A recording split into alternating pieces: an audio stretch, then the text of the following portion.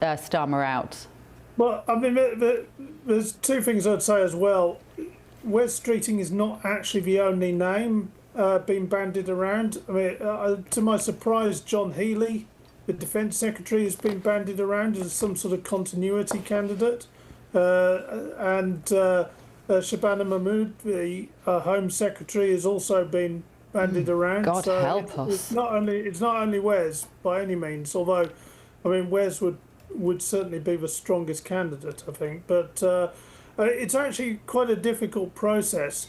It's much harder than the Tories. The Tories just, send in their letters, and in fact that might be happening soon as well. But let's not get distracted. But they just send in their letters. They have a vote of confidence in their leader if there's enough letters, and then they move on to the next stage if there's no vote of confidence in their leader. But it's in terms of Labour, somebody actually has to stand against Keir Starmer. There has to end up being some sort of special conference, and the party has to vote on the candidates. It's not a particularly straightforward task. Okay, thank you so much, David. David Maddox there, political editor at The Independent. I've got my panel here with me this evening. Two of our audience's most popular gentlemen, if you don't mind me saying so, Stephen Kent, a political commentator, and Democrat strategist Mally Smith. We were just listening, if you're listening there, about Labour and how it can be quite complicated in the Labour Party, bizarrely, compared to the Conservatives. They have their own rules about it, to get rid of somebody. But what would the logic be? Mally, let me come to you. What would the logic be for the Labour Party to get rid of Starmer now, when we're, 2025, and probably an election? I mean, Farrow just said 2 years, but 2.5 to 3 years. Well, I mean, they have two, courses they could take. They could wait it out and see if things improve on the economy, or they could try new leadership and try potentially new policy ideas and see if that gets them in a better place. I think the issue they're having, which is an issue we're having in America, is that there are issues with the economy. Both the US and the UK have slowing job growth. Your previous program talked about how there's a couple thousand jobs being lost in the UK a week. It just came out in the US. We have 11,000 jobs being lost a week this October, and we have rising inflation. And you can't convince voters their economic situation is better until it actually starts getting better. Yeah. So I think the biggest thing, whether it's Keir Starmer or the challenger who Wes wins, Streeting. Wes Streeting. Not a household name in America, presumably. I was going to say, I forgot. He's not really a household name in the UK either, to be fair. Whether it's him or Keir Starmer, they've got to come up with an economic plan that starts improving UK folks' lives and that they can communicate. The thing is, Stephen, this Labour Party are so extremely socialist. They weren't elected on that ticket. Nobody knew quite how socialist they were going to be. They said, we're not going to raise taxes. Now it's like they're going to raise taxes in the budget, where they've put tax on private schools in the UK. There's all sorts of punitive taxes. They're putting tax on farmers, on small businesses, blah blah blah.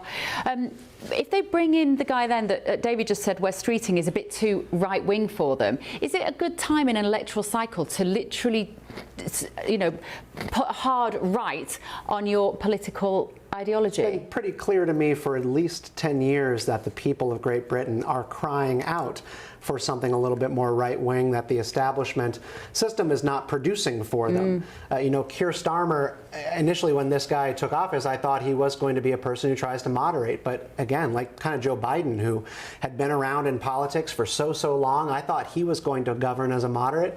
He just sort of caves to his far left wing. That was surprising to me as someone who follows politics closely. So not surprised this is happening to Keir Starmer, but I can't wait to see him go. Yeah, well, thank you for that. Yeah, tell me what you really think, Stephen.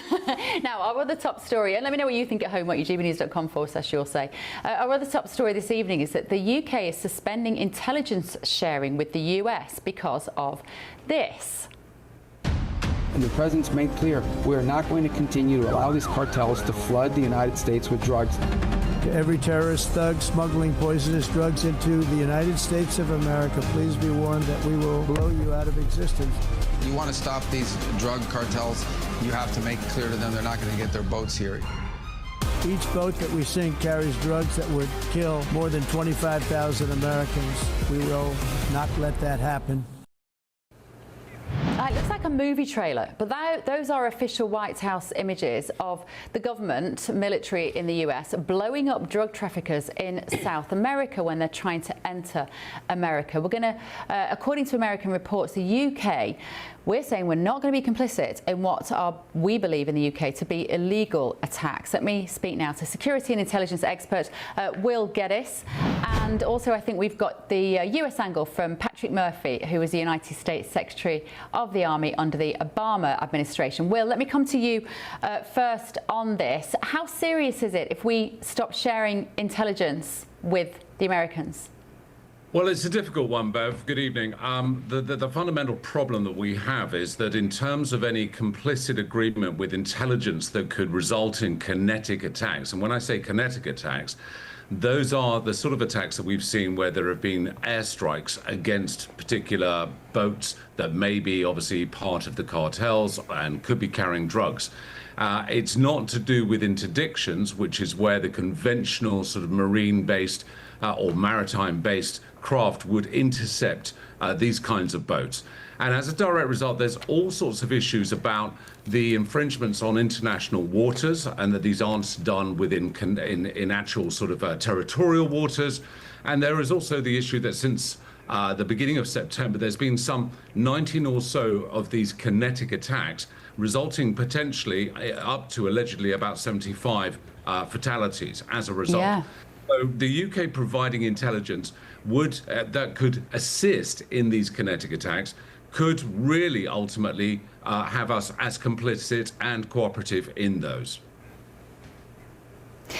The American government are clearly confident that they're not breaking any laws. And is that, Will, partly because they have prescribed these drug traffickers as terrorists, and therefore they are allowed, they would say, to blow them out of the water without a trial? Well, it's a difficult one. Yeah, these waters are patrolled by what they call the Joint Interagency Task Force South. And one example of how perhaps the military are not feeling quite as comfortable about these types of operations is by Admiral Alvin Halsey, for example, who spent less than a year taking care or controlling the South Command, who is going to be resigning at the end of this year. So it's a difficult one, and particularly when it's a maritime-based operation, as to where one can agreeably run these kind of strikes ultimately, and why can you actually do or should be doing interdictions rather than kinetic attacks, which are far more aggressive and inevitably going to result in fatalities.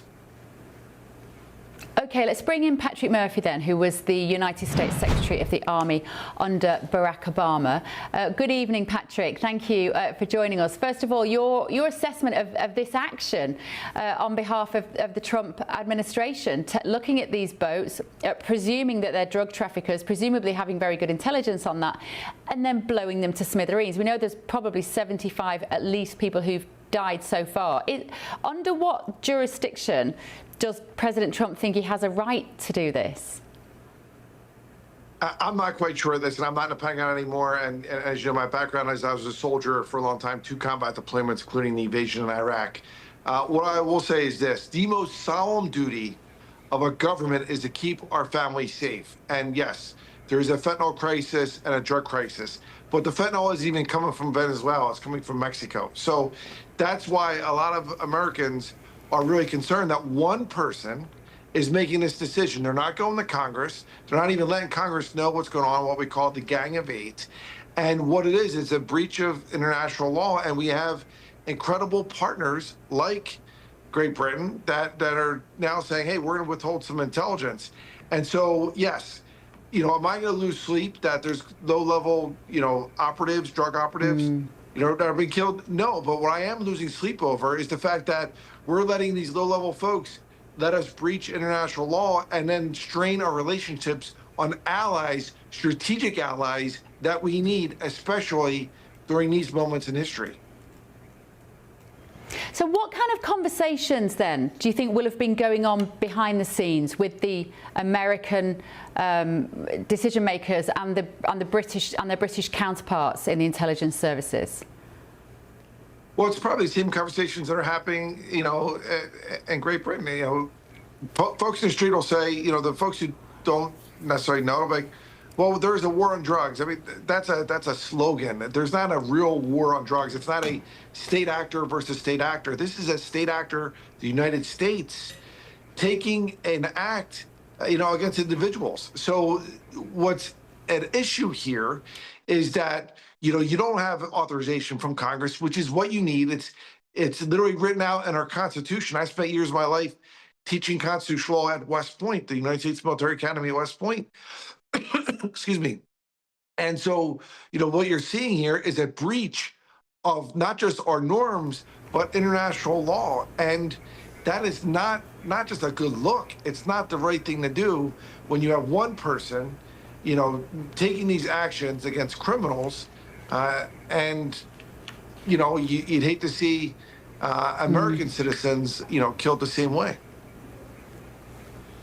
Let's bring in my panel as well, gentlemen, if I can. Mally Smith and Stephen Kent are here with me. Stephen, when you've seen these images of Trump, I mean, there's such divided imagery blowing these criminals out of the water. Are you surprised that the UK has said, we don't want anything to do with this, because if you have some legal cases from families of these people or it gets drilled down, we don't want anything to do? Are you surprised the UK has taken that position?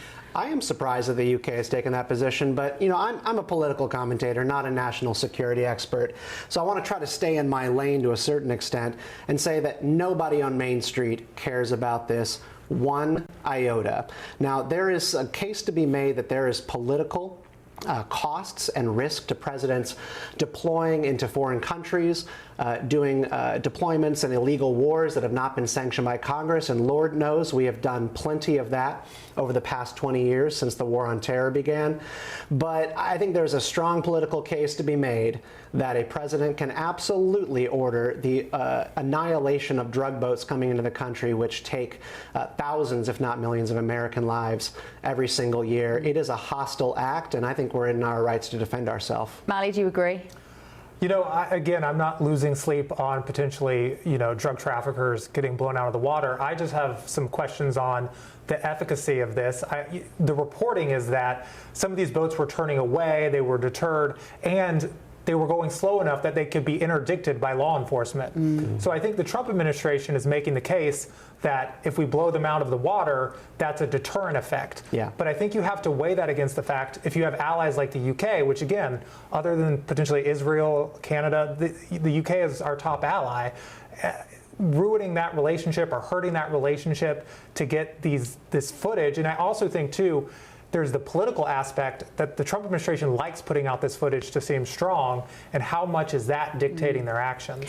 Can I just ask, Will, am I being naive to think that UK intelligence probably doesn't know a huge amount about Venezuelan drug traffickers, and us stepping out of this is not really going to cause that much harm to whether Pete Hegseth can still press go on this kind of action? Well, a couple of things there, Bev. Firstly, we have extensive experience down in that part of the world.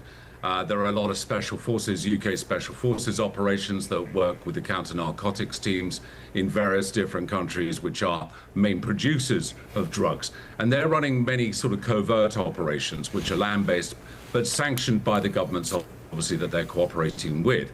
On a second level, the level of intelligence that's being restricted is unclear, and certainly the government hasn't disclosed through a Hansard report what exactly they are restricting. And intelligence comes in many different parcels, Bev. It can be human intelligence, it could be signals intelligence. So it's more likely to be the intelligence that would lead to kinetic attacks, as I mentioned. You know, the type that you're showing, obviously, the footage. You know, there could be more human intelligence that's still being provided to the United States. And again, being part of the Five Eyes alliance, which is obviously the US, the UK, Canada, Australia, and New Zealand, you know, we have a very, very strong partnership. We're not going to compromise that partnership too heavily, but it is going to be restricted, certainly, to certain types of intelligence. Let's put it that way. Patrick Murphy, do you think our relationship, as in the British relationship with the American intelligence services, is stronger now or when your President Obama was in power? You know, it's hard to say, right? I mean, listen, I served in the Obama administration. He was a phenomenal commander-in-chief. You know, I think there's some things that President Trump has done. I mean, I think he's got a lot of NATO countries to give 5% of their GDP toward defense. I think that's been a positive, you know, growth area and a positive thing to say. But I will say in this case that, yes, there might be some tactical successes of deterring others. But when you look at the strategy, you know, and I get it, maybe he's doing this to show, hey, I'm not going to follow international norms against these, you know, these coke boats or these drug boats. And it's a message that the president to say, hey, you got to be part of the solution here. And he's not been playing ball with President Trump. It still makes us look like we're not following our own constitution, that we're not following international law. And again, like I said, the most solemn duty is to keep our families safe, but you have to do it the right way. Yeah, and on Armistice Day, thank you both, Will Geddes there and Patrick Murphy, and you two staying with me, but thank you, gentlemen. I would thank you two for your service, but you haven't given any. Let me know your thoughts at home. gbnews.com/. You'll say you do great service here every Tuesday night, gentlemen, for the audience at GB News. We're very grateful that you're here. Right, still to come this evening. Go online, and there's no shortage of people saying that Britain should give up on working with other countries to tackle the climate crisis. Here's what they really mean: that we should leave our children and grandchildren to clean up our mess. This government is not going to do that. Well, that's Energy Secretary Ed Miliband being slammed now for his climate hypocrisy. He is flying back to Brazil for the second time in 2 weeks. First, though, UK's unemployment rates have risen to 5%, the highest since February 2021, which was, of course, in the middle of the pandemic. It's now been revealed the striking number of people on jobless benefits. Why? What's wrong with them? We'll have all the details next. This is The Late Show Live.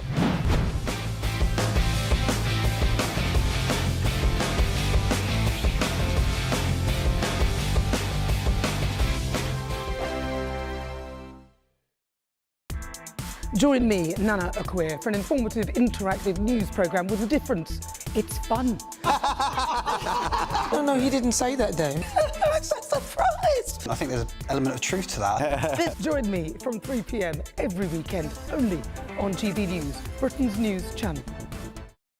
Hi, I'm Michelle Dewberry, and my show is your opportunity to cut through all the noise and dive in headfirst to some robust debates. Ideas clash. Situation, isn't it? No, because the failure is you're deliberately avoiding my point. Nothing's held back. And if you think this is the end of it, wait for more. And we do not shy away from the difficult stuff. Sometimes I want to shake people and say, if only you understood. So join me on Jubes & Co. weeknights at 6 p.m. only on GB News, Britain's news channel.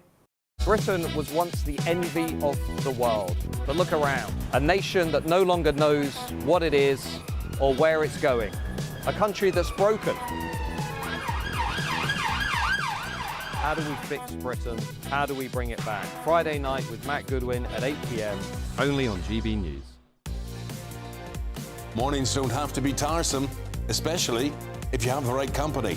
Wake up to news as it happens, opinion and debate, and of course, a little bit of entertainment too. Because when the kettle's on, we're on. That's Breakfast on GB News, a show worth waking up for. Every morning from 6 a.m. Only on the People's Channel, Britain's news channel.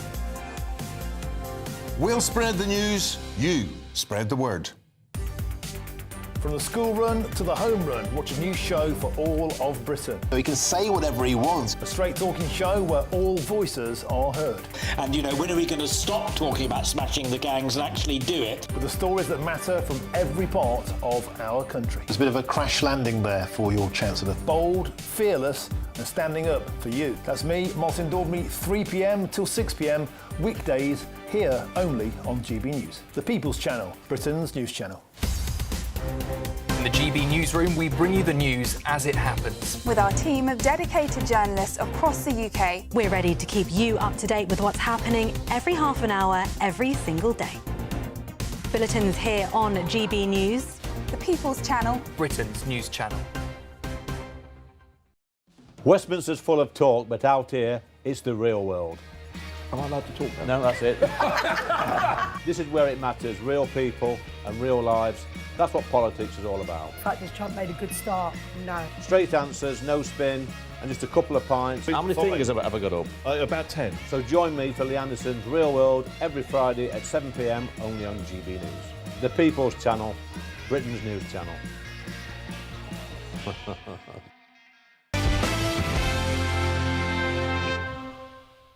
This morning on these hallowed grounds where generations of American heroes rest in eternal glory, we gather to fulfill the sacred duty of every free man and woman. On Veterans Day, we honor those who have worn the uniform, who have borne the battle, who have stood to watch and whose ranks have formed the mighty wall of flesh and blood, bravery and devotion. Welcome back to The Late Show Live. That was, of course, American President Donald Trump talking earlier today, honouring veterans at Arlington National Cemetery on a very cold day here in Washington, D.C. We're going to be talking about that in just a little while. But first of all, back in the UK, unemployment has risen to 5% in the 3 months to September. Now, that's the highest level in over 4.5 years, but it only gets worse for Brits. Official figures reveal the number of people receiving jobless benefits without having to look for work has jumped to 4 million, with 1 million migrants alone collecting universal credit. I know, I heard all your hearts sink at home then. So joining me now is Jonathan Ernest, Assistant Professor of Economics at Case Western Reserve University.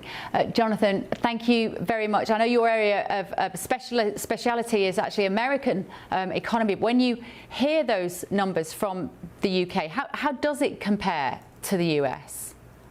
Yeah, so thank you for having me. It's wonderful to be here.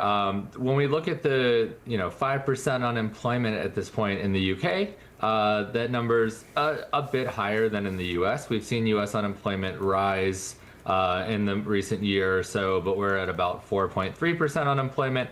Our numbers are a bit delayed with our national federal government being shut down and less data being collected, but we're seeing a bit lower unemployment. And we've tended to see over time that the UK often has not only a different rate of unemployment and potentially higher rate of unemployment, but also those who are unemployed in the UK tend to be unemployed for a longer duration or period of time.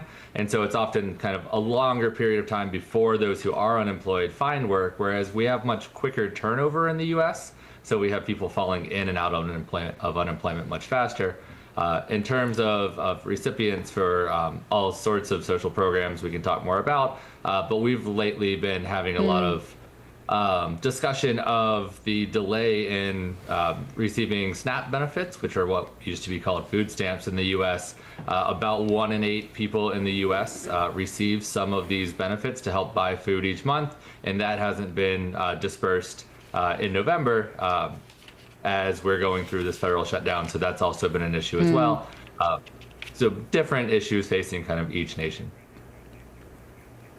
Do you have any idea why people in the UK stay on benefits not working for longer on average than they do in America? Why is that? Yeah, so when we talk about it as economists, we think about one, kind of the purpose of unemployment benefits, which really is to provide this sort of safety net when you lose your job. We want to keep you comfortable on your feet, able to avoid, losing your housing, not being able to afford food. And so we want enough supplement to keep you treading above water. But if the duration of those benefits is too long, or if the amount of those benefits is too high, then you have a lot less incentive to go out and try to find another job. And so different nations have had quite different decisions on how to go about finding that rate that works for them. Some nations have even longer, some European nations have much longer durations of unemployment. They have these sort of perpetually unemployed portions of the population where if you can continue receiving high levels of benefits for a long period of time, that helps tremendously if you want to try to retrain and find a new job, but it also doesn't put a lot of pressure on you to go back and try to start working. And then it also depends on how much you're still eligible for some supplementary benefits if you say work part-time, things like that. Oftentimes what we tend to have is a margin where some workers do go back to work and continue working. You might work fewer hours, and other workers just kind of stay out of the workforce for long periods of time. Okay, brilliant. Jonathan, thank you so much. Jonathan Ernest, the Assistant Professor of Economics at the Case Western Reserve University. Let me bring you guys here in the studio. This topic, Stephen, of unemployment and benefits absolutely sits at the heart of what a culture is, what a country is, what it means to get up in the morning and be purposeful, mental health, physical health. It's such a good indicator of where a country is at. And these figures tell me that the UK is either lazy or extremely unwell at the moment. Yeah, I think you're seeing something in the UK that we're seeing here in the US, which is in general a low motivation to work and a recognition that if you are on the right kind of benefits, you can live a relatively comfortable life rather than going out there and working 1 or 2 jobs to try and stay afloat. And a lot of people do make that trade-off. But you know, on the point of just job loss in general, and this is something I know Mally's going to have a lot to say about as well, is that we are seeing an uptick in job losses right now. And I don't immediately like to go like with gas prices to go, the gas prices are up. It's the United States president who did this. But Donald Trump is going to have to be very real about this. As job losses go up related to artificial intelligence, there's going to be immense pressure for him, whether right or for wrong, to relieve pressure on the corporate sector so that we can actually get people back to work. He is not prepared for the political blowback of what AI is going to do to our economy. And right now, AI is the only reason our economy is up at all, because the tariff war is just putting this wet blanket on investment across this entire country. And I'm really, really worried about that. But AI, of course, is taking more white-collar jobs now, Mally, than way more jobs than we've anticipated. But these figures can't, especially in the UK, they can't just be about white-collar workers, the professions who are being made redundant because AI is capable of doing their jobs. Well, I think touching on what Stephen said, I think the AI kind of super cycle in the U.S. economy is really the only thing propping up overall growth. So you have incredible investments in AI companies and in tech companies, but what that's masking is a larger malaise in the economy. And this is something I care a lot about. I worked at the Department of Labor under the Biden administration, and President Biden would always say, a job is about more than a paycheck, it's your dignity. And as you said, purpose. There's so much tied into a job. If unemployed folks, and the longer you're unemployed, have higher rates of mental health issues, depression, and then the longer you're unemployed, the less likely you are to get a job. So it becomes worsening on itself. So I think it's something that the UK clearly needs to get a handle of, and then in the U.S., things could get worse. Have you heard in the UK about our politician turned or tech guy, Andrew Yang? No. So Andrew Yang, he ran in the Democratic primary in the last cycle. He was one of the only candidates out there who was talking about this and only this, which is that we're going to have this massive job loss across the entire world, and that we're going to have to pursue universal basic income, which for conservatives is a very touchy subject because that smacks of infinite welfare. We've just trialled it in Wales. Yeah, how's it going? Badly. Yeah, really badly. They got really, 400 quid a week. Yeah, it was a lot of money. In certain localities, it has done well. In certain localities, it hasn't. It all depends on culture. It's like, is this just a check so you can lay around at home, or is it something that as some people like to ideate, that it's going to free you to be an artist or a musician, or it's going to allow you to pursue your interests? I think that's pie in the sky. A lot of people don't actually function like that. Yeah, no, I will dig out the detail of they trialled it on particularly young people who'd been in care. So that, and it was going to be a measure of their happiness as to whether they were more or less happy when they got 400 quid a week handout from the government. People like struggle, and that's the thing that no one will ever tell you. Well, I bet you don't agree with that, Mally, do you? People like to struggle? Yeah. People thrive a little bit in the struggle to succeed. And when you just go like, here's your baseline. Let me think about it. I don't know. Okay, we're going to think about that. I believe that strongly. I'll never get elected on that message. That is our hypothesis. People like struggle. With Stephen. Let me know. gbnews.com. Do you agree? Still to come tonight on The Late Show Live.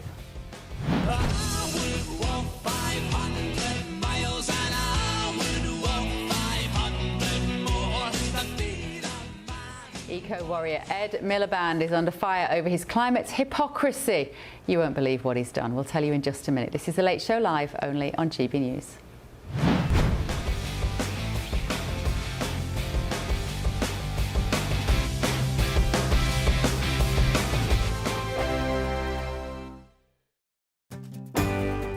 I'm Michael Portillo. This is GB News, the People's Channel, Britain's news channel. Westminster, the ultimate clique. And you're fighting like rats in a sack. But here on the Camilla Tominey Show, we ask the questions the establishment media is too scared to ask. OK, let me ask you a straight question, because I know you're a straight-talking politician. Whether it's net zero, illegal immigration or law and order, nothing is off limits. You had the power then. Yeah, as I and say, now you've lost it. That's the Camilla Tominey Show, a politics show that's fearless. But no, let me finish my question if you don't mind, because it is my show. Sundays at 9:30, only on GB News, the People's Channel, Britain's news channel. No matter the state it's in, this is our nation. Join me, Jacob Rees-Mogg, for a genuine, honest discussion on where we have been, where we are going, and where we are with the people who set the direction. Tune in to State of the Nation every Monday to Thursday, 8 to 9 o'clock. Only on GB News. Britain deserves a newsroom that puts the facts and your voice first. Well, and that's what you get on GB News. Lively debates, lively conversation. And we're not afraid to hold power to account. And each other. So join me, Andrew Pierce. And me, Miriam Gates, for Britain's Newsroom, weekdays from 9:30 on GB News. At GB News, we love to hear from you, our loyal community. So drop us a line at gbnews.com/yoursay. There you can talk to each other and also to the presenters live on air. gbnews.com/yoursay, because GB News is your channel, Britain's news channel. Westminster's full of talk, but out here, it's the real world. Am I allowed to talk then? No, that's it. This is where it matters, real people and real lives. That's what politics is all about. The fact that Trump made a good start, no. Straight answers, no spin, and just a couple of pints. How many fingers have I got up? About 10. So join me for Lee Anderson's Real World every Friday at 7 p.m, only on GB News. The People's Channel, Britain's news channel. From the school run to the home run, watch a new show for all of Britain. He can say whatever he wants. A straight-talking show where all voices are heard. And, you know, when are we going to stop talking about smashing the gangs and actually do it? With the stories that matter from every part of our country. There's a bit of a crash landing there for your Chancellor. Bold, fearless and standing up for you. That's me, Martin Daubney, 3 p.m. till 6 p.m, weekdays, here only on GB News. The People's Channel, Britain's news channel. I'm Stephen Dixon, and thanks for joining us on GB News, Britain's news channel.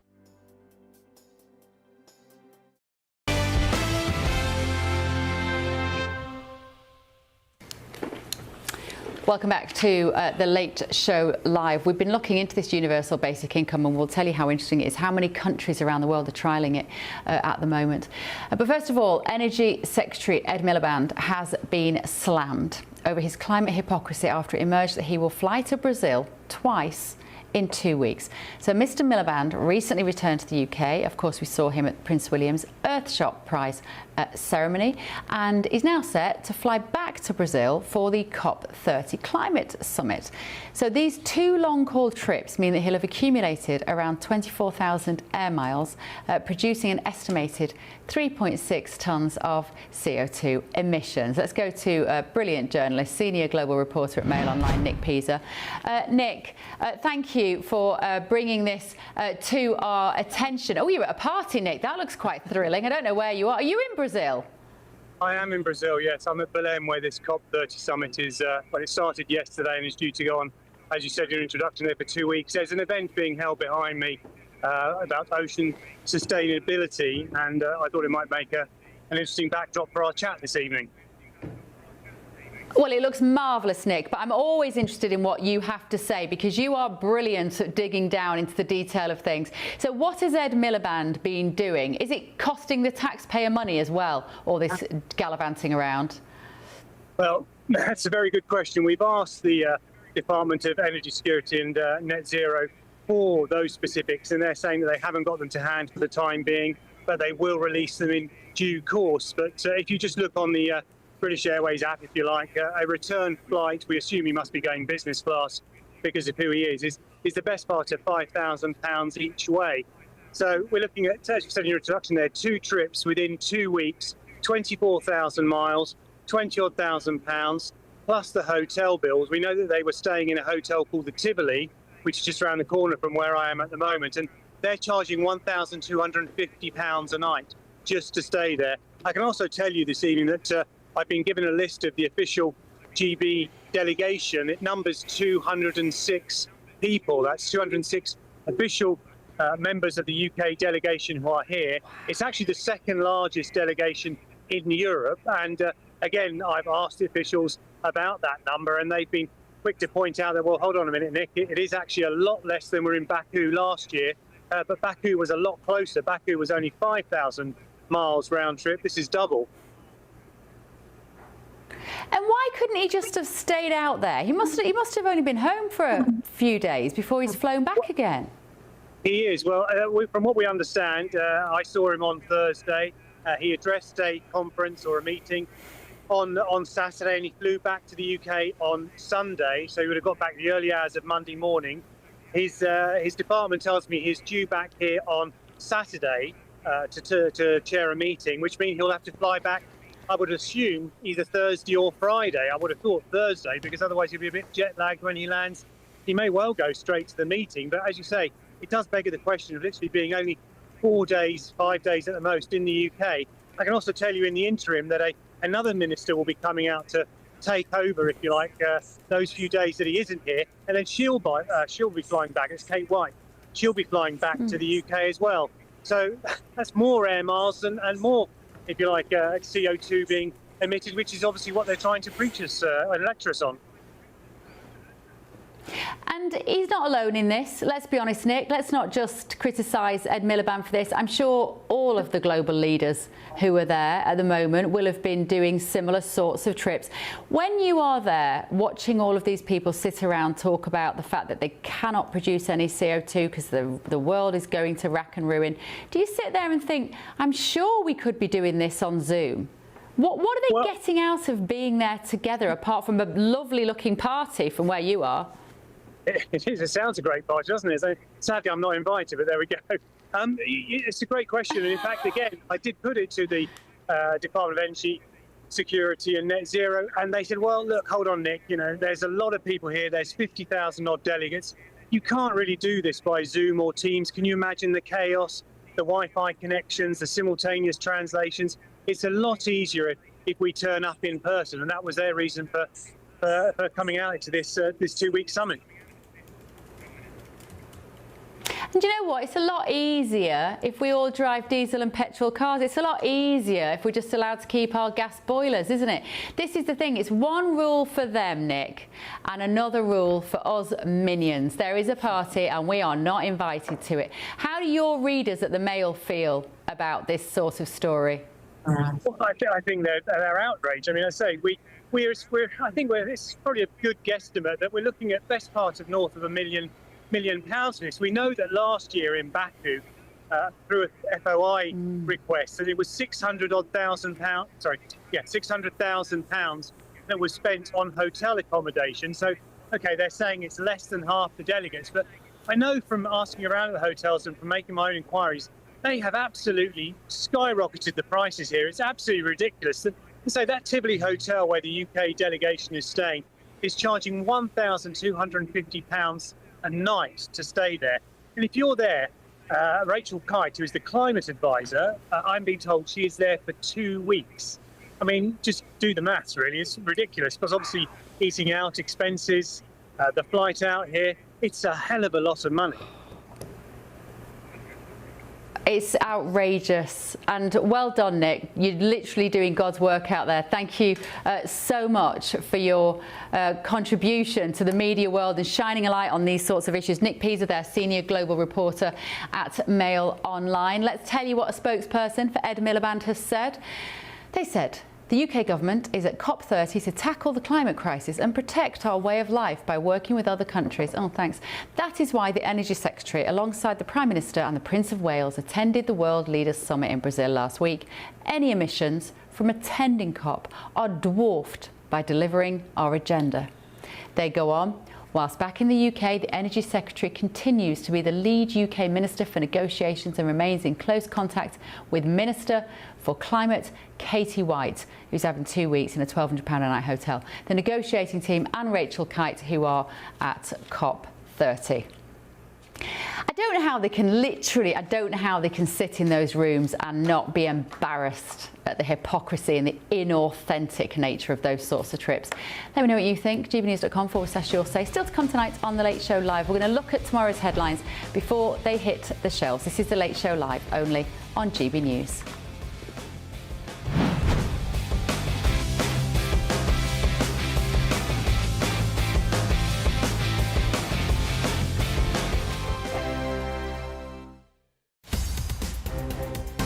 Newsroom, we bring you the news as it happens. With our team of dedicated journalists across the UK, we're ready to keep you up to date with what's happening every half an hour, every single day.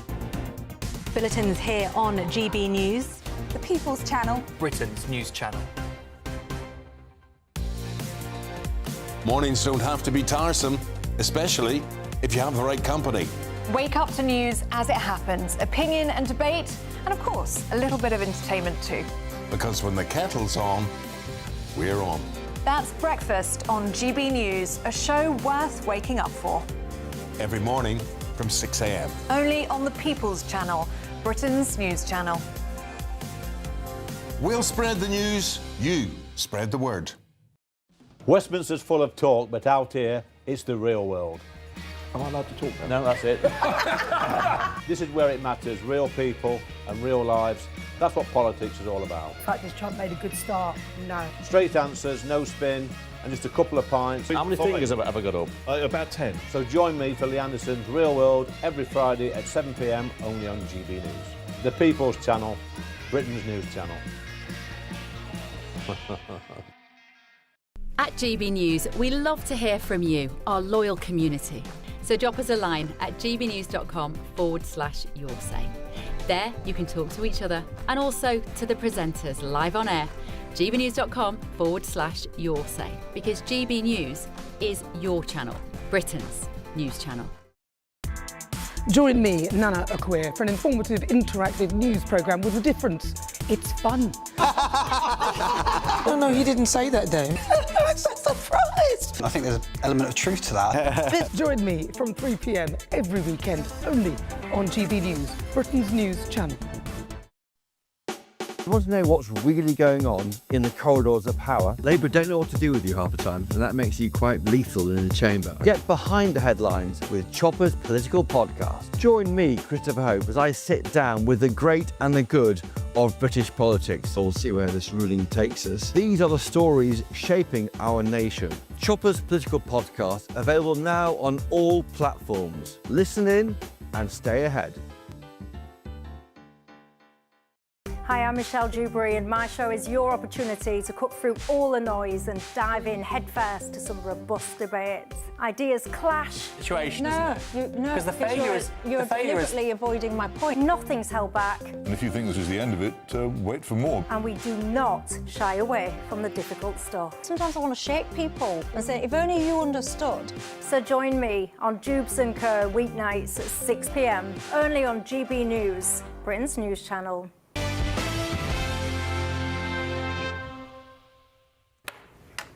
Welcome back to The Late Show Live. Thank you for your messages coming in. One of them was criticising you, right, Mally? Yeah, a little bit. Yeah. What were they calling you, a crazy lefty or something? Yeah. And then I'm leading you and Ben Leo astray.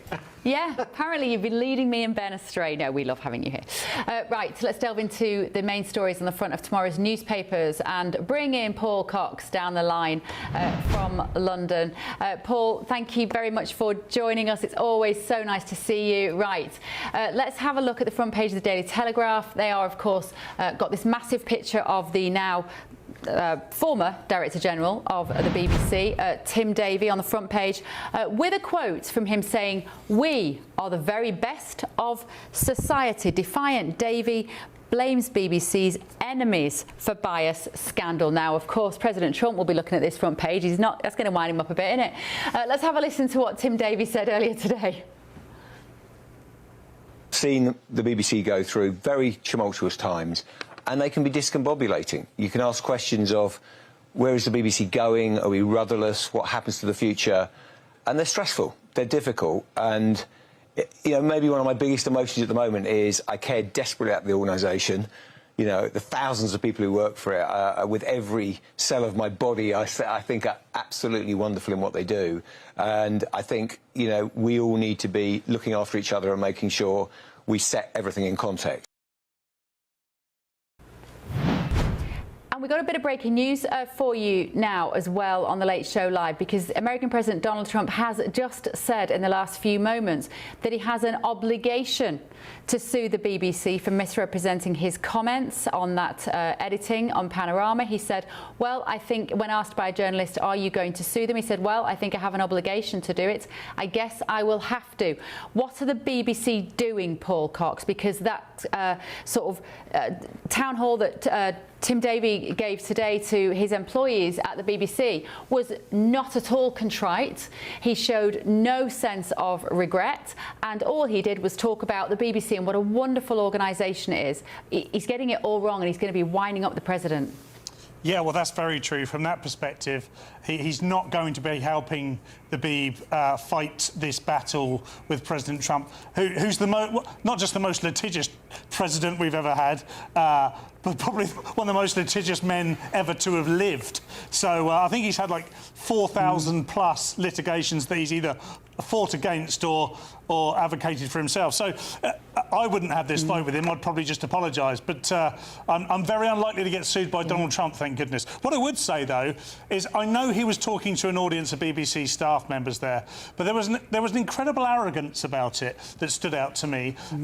People like you and I, Bev, have said this for many, many years. The Beeb has created a bubble in which it lives, and they literally all live. I've got friends who live in Highgate and Crouch End. I've been around that area. I know the area. I see people there all the time that look like they work for the BBC. They all think and behave the same way.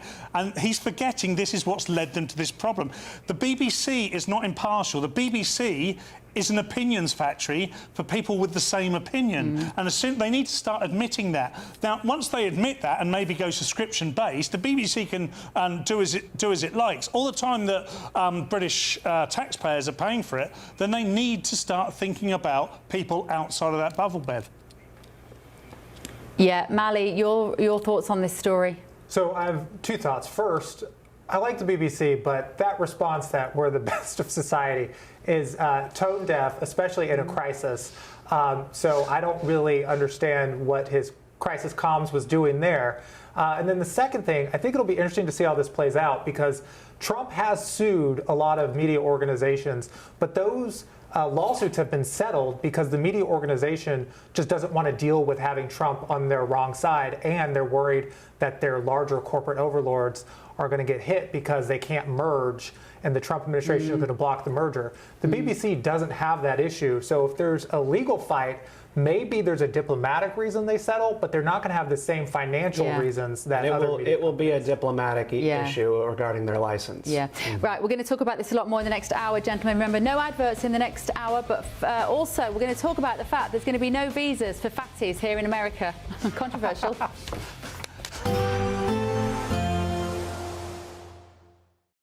Today, clouds overhead, total zen within. Boxed Solar sponsors the weather on GB News. Hello, a very good morning to you. Welcome to the latest update from the Met Office for GB News. Yet more rain for many of us during the rest of today, particularly towards the south and southwest. Some drier spells, particularly towards the north. It's very mild once more. It's certainly a mild start to the day for southern parts. We've got this strong southerly wind pushing spells of rain north across England and Wales.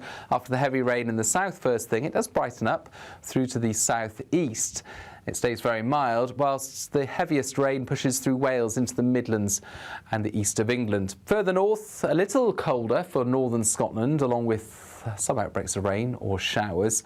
A cold northerly wind here, contrasting with the southerly wind further south, and that southerly wind stays with us overnight, so it's another very mild night for many, temperatures staying in the mid-teens. It's a damp night for southwest England in two parts of Wales, and those spells of rain are moving north across northern England and to eventually Northern Ireland. But much of Scotland, a drier end to the day, some clear spells here and there. Further showers coming in on that northerly across northern Scotland. And those northerly winds will bring increasingly chilly air southwards across Scotland through Wednesday night into Thursday. That's the first place where we're going to see a significant drop in temperatures. The rest of the UK basically waits through to the weekend and early next week. We keep the mild air, in other words, across England, Wales, southern Scotland, Northern Ireland first thing Thursday. Initially, it's relatively dry and there'll even be some sunshine first thing. One area of rain fizzling away and moving southeastwards. The next rain is on its way, but for much of the southern half of the UK, at least, there's a drier few hours with some sunshine during Thursday. Damp for Northern Ireland, southern Scotland, northern England. Chilly in the north of Scotland. Bye-bye. Today, clouds overhead. Total zen within. Box Solar sponsors the weather on GB News. Mornings don't have to be tiresome, especially if you have the right company. Wake up to news as it happens, opinion and debate, and of course, a little bit of entertainment too. Because when the kettle's on, we're on. That's Breakfast on GB News, a show worth waking up for. Every morning from 6 a.m. Only on the People's Channel, Britain's news channel. We'll spread the news, you spread the word. Hi, I'm Michelle Dewberry, and my show is your opportunity to cut through all the noise and dive in headfirst to some robust debates. Ideas clash. Situation, No, isn't it? Because the failure is you're deliberately avoiding my point. Nothing's held back, And if you think this is the end of it, wait for more. and we do not shy away from the difficult stuff. Sometimes I want to shake people and say, if only you understood. So join me on Jubes & Co weeknights at 6 p.m. only on GB News, Britain's news channel. Join me, Nana Akweer, for an informative, interactive news programme with a difference. It's fun. Oh no, he didn't say that, Dave. I'm so surprised. I think there's an element of truth to that. Join me from 3 p.m. every weekend, only on GB News, Britain's news channel. At GB News, we love to hear from you, our loyal community. So drop us a line at gbnews.com/yoursay. There you can talk to each other and also to the presenters live on air. gbnews.com/yoursay, because GB News is your channel, Britain's news channel.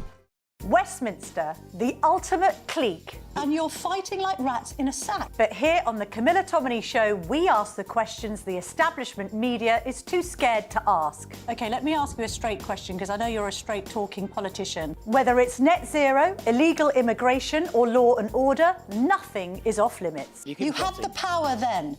Yeah, and now you've lost it. That's the Camilla Tominey Show, a politics show that's fearless. But no, let me finish my question if you don't mind, because it is my show. Sundays at 9:30, only on GB News, the People's Channel, Britain's news channel. From the school run to the home run, watch a new show for all of Britain. He can say whatever he wants. A straight talking show where all voices are heard.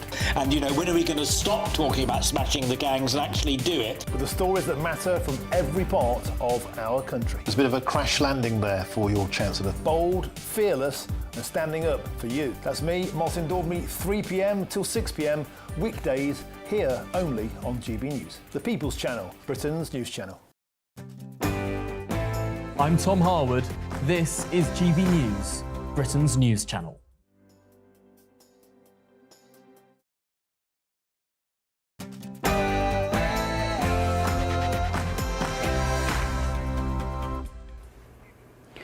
So Labour appear to be in chaos. Keir Starmer's job might be under threat. And also here in America, Donald Trump thinking about no visas if you're overweight.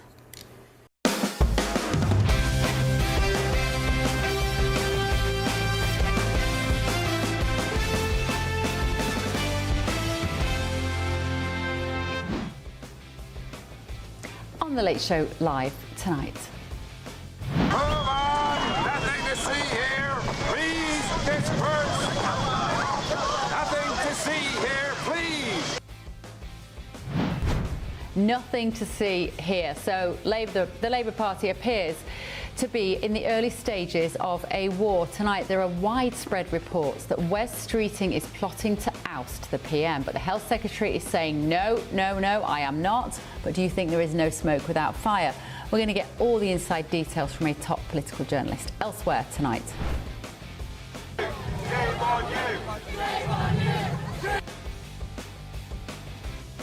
A free speech event honouring activist Charlie Kirk at Manchester University was disrupted by protesters. We'll have all the details from the organiser of the event. We're also going to be beating everyone to the stories that will be talked about tomorrow. We are live, of course, in Washington, D.C., just yards from the White House, bringing you the stories that America is talking about and that matter to Britain too, including this. Fit. Fit. Fit. Wait. Back to Slovenia. That clip from comedy Ali G may actually be what it looks like on the American border. President Trump is talking about stopping obese people coming into America. No, I'm not even kidding.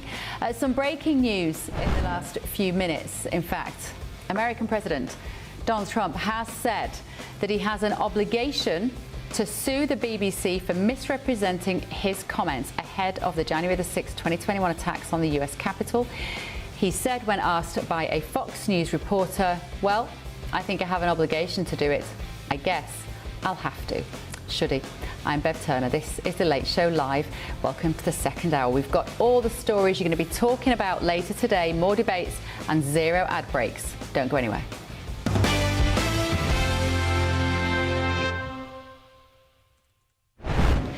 So it's perhaps the news we've all been waiting for coming out of Westminster tonight. Number 10 seems to be in chaos. Health Secretary Wes Streeting is apparently secretly plotting to oust the Prime Minister. The Health Secretary is saying, not me, Gov. He's denying those reports. But let's talk to James Heal, who's the Deputy Political Editor of The Spectator. James, how likely is it, do you think, that there is some truth to these rumours? Well, look, I mean, what's so extraordinary about these rumours, Bev, is how out of the blue they seem to have come. It's 2 weeks to go until the big UK budget, the second budget for Rachel Reeves. And so it's the timing more than anything, which was so surprising for everyone in the Westminster press pack here. There seems to be a number 10 briefing that's come out tonight, out of the blue, and we are now expecting to see Wes Streeting out of the media round in the morning. He will be answering all these different questions about this. We all know Wes Streeting is a very ambitious minister. He's someone who has made secret of the fact that he one day perhaps could run for the top job. But it was the fact that Keir Starmer is now briefed to be someone who is going to be fighting for his job, regardless of what happens with the budget, regardless of what happens with those local elections next year. So I think that's really taken everyone by surprise in Westminster.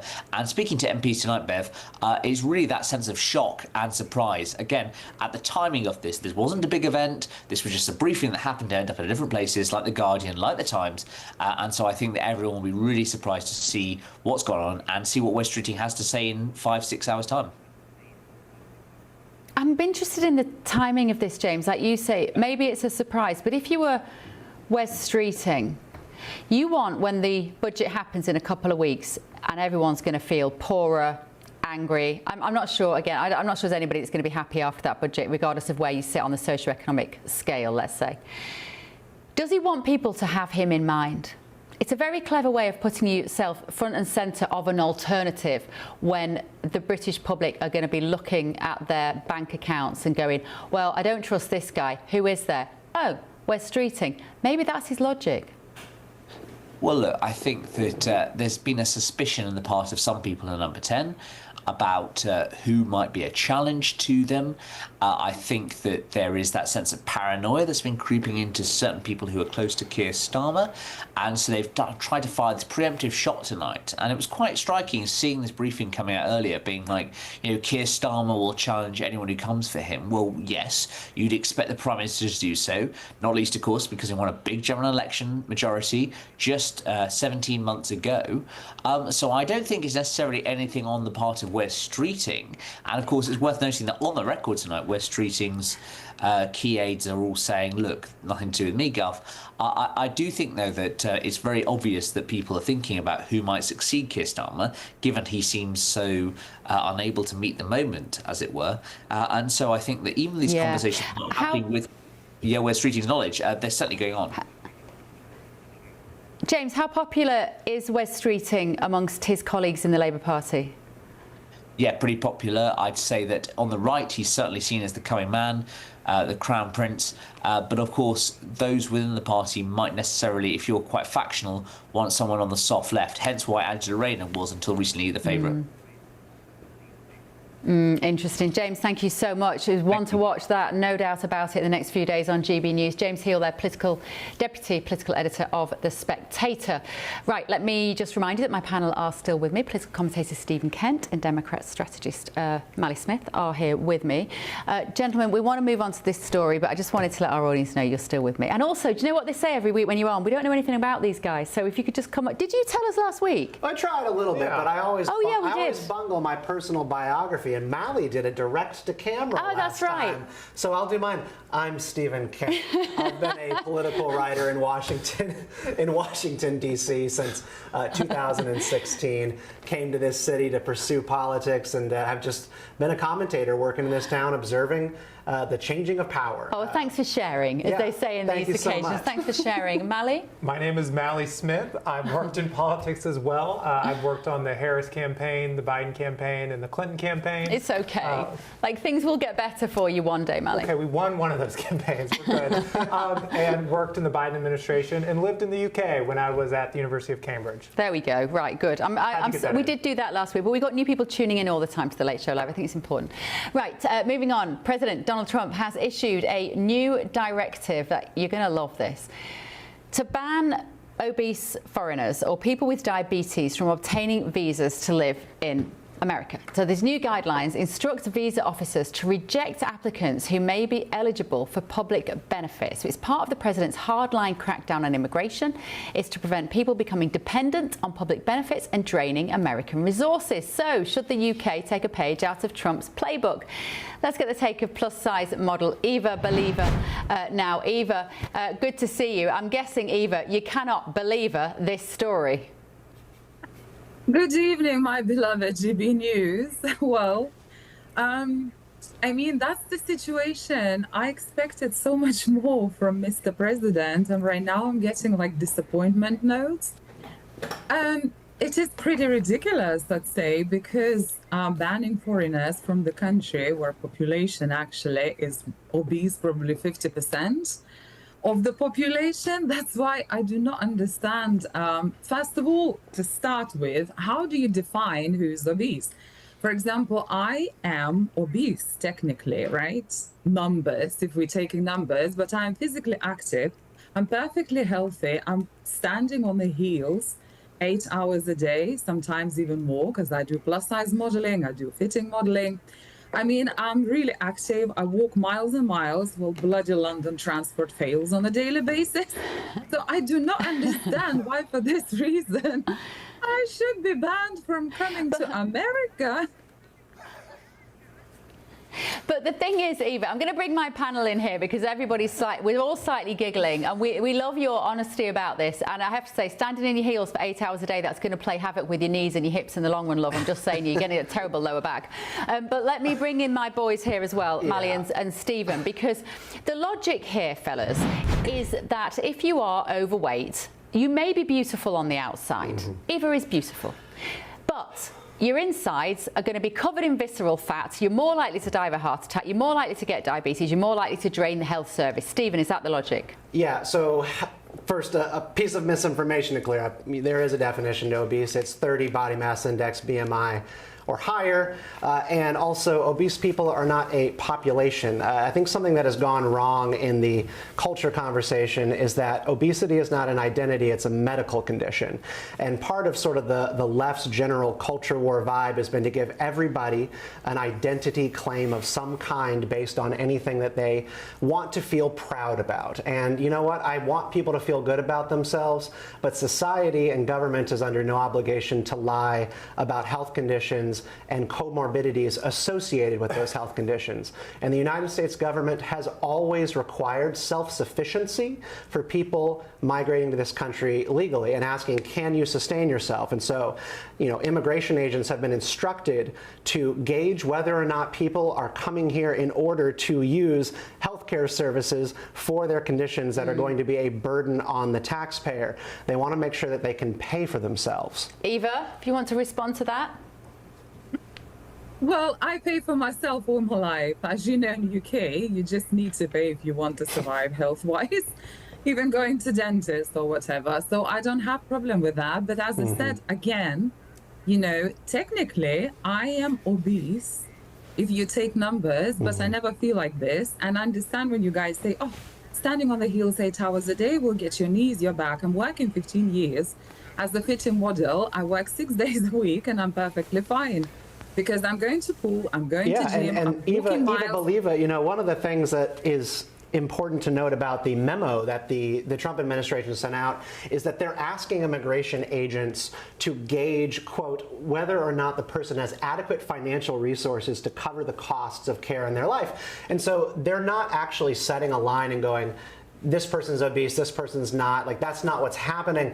They're going to go, does this person have a health condition, and do they have the financial resources in order to cover their lifestyle? And that's going to be the trade-off that they're going to be making at the border, which doesn't mean a ban on obese people. It means I totally understand. But with everything in the Trump let me just bring Mally in. So Mally, you can be fat and rich, but you can't be fat and poor. Well, yeah, with everything with the Trump administration, if you're rich, you get a pass. But this is a pretty interesting take here, because I know, we can deny visas based on someone has a criminal record. And with President Trump being a fat felon, he would never get into America based on his own new visa requirements. But also, too, guys, we don't have to worry about importing fat people. 40% of Americans are obese. This isn't a problem that's coming from a different country. As much as President Trump wants to say immigrants are the problem to everything, we make our own homegrown fat people. This is the stupidest thing I've ever heard. But why would you increase the number of people who are here with health conditions, Eva? There's got to be some line in the sand, surely, about... I mean, I have to say, I kind of, especially because we have the NHS in the UK. Like, I wonder when we're going to start having that conversation about personal responsibility and an ability to spend or take taxpayers' money when you might need 4 people to get you out of a hospital bed. We need to have that conversation. No, but I totally agree. But that is why when we're talking about obese people, I always think about those funny American shows sometimes I see on social media. I don't watch TV normally, but those funny doctors that looking from the angle, like catching with these like really, really obese women that can't even stand up from the chair. They can't do their shoes, they can't walk. So that's probably the obesity that we need to be worried about, because this is not a human. This is just someone existing like a vegetable. But I can't say, for example, these things about myself, because I'm perfectly fine. And every time I go to work, I see those skinny people that have millions of health problems. And I'm just shining bright, and I'm thinking, oh, when that day will come, I'm already 50 years old. But I don't have any issues that are connected to my so-called obesity. So that is the biggest worry. Did you just say you're 50, Eva? Eva, did you say you're 50? Oh, God. Sorry, I just said that. You look fantastic. No, you do look fantastic. You do look fantastic. But you need to tell to your Mr. President, I don't need to spend on Botox because I have so much fat on my face. But Yeah, she said, I don't need Botox, I've got so much fat in my face. I mean, look, pros and cons, right? But if you had a choice, Eva, if you could just click your fingers and be a size 10, 8, 10, would you want to do it? Look, I understand this is the separate show only for me, but sometimes in life, I think 15, 20 years ago, I participated in my own country. I'm from Lithuania. I participated in a very famous show, and I did this program where I lost 7 stone. Of course, I added everything back by now. I was very skinny because I have small shoulders. I have quite small bones. So I was skinnier than my sister, who is actually now size 10. But trust me, if you're asking me, I want to be there again. Maybe looks, but the way I felt, it was absolutely terrible days and actually ruined my health quite much. I mean, in that time, it wasn't the greatest time. I wasn't born to be skinny. I was opera singer at the time. I couldn't sing. I couldn't really feel any better than today. So, yeah, I mean, maybe I could get rid of 10 kilos, for example. But I know, I see my friends getting on Ozempic. Look, they're getting on Ozempic, they're losing 10 kilos, 20 kilos. They all looked like baked apples. They're all wrinkly. This is not the age where I want to lose weight. The best I can do for myself is to maintain the weight. So I'm not losing, but I'm not adding either. And we're about to have discounted Ozempic in the United States.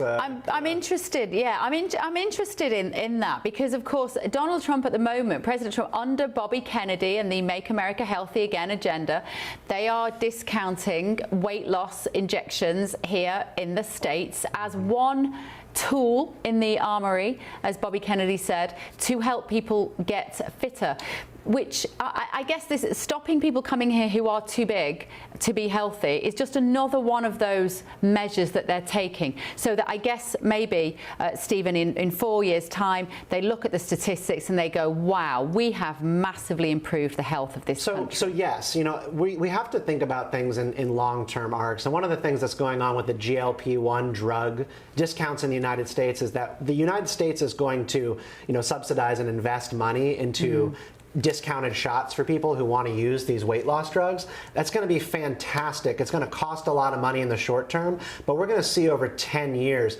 a dramatic impact on the health savings in the United States and a burden lessened on our healthcare system and on the taxpayer. So we kind of have to think long term about these things, and even things like immigration and making sure that people are coming into this country healthy, whether that be obesity or drug addiction, which we also prohibit drug addicts from entering the country legally as well, because that's a health condition and a burden on the taxpayer. So, Bev, I would say if we do see in 4 to 6 years a much healthier country, it is because we have seen people using Ozempic. We have fixed our food supply. We have encouraged exercise and being able to walk around our cities.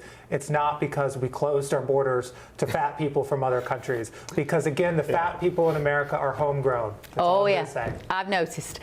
Eva Believer, always a pleasure to see you. Thank you for looking so beautiful at this time of the night in the UK as well. Great to see you. Listen, let's see what you've been saying at home. Here we go.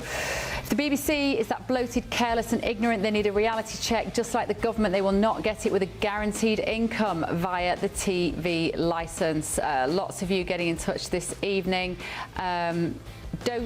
Most people are going to America have private health insurance, so the medical costs are covered. Just to be clear about that, not Medicare and Medicaid is supplemented, right?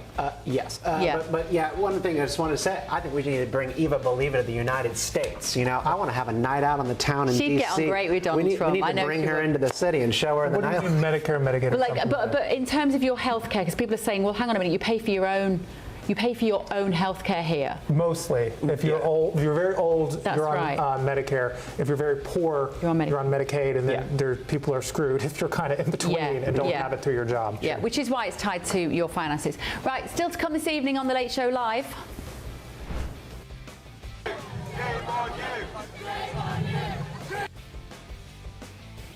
So that was a free speech event honouring Charlie Kirk at Manchester University. It was disrupted by protesters. We're going to talk to the organiser to find out what happened. No ad breaks, remember. Don't go anywhere. Back in a tick.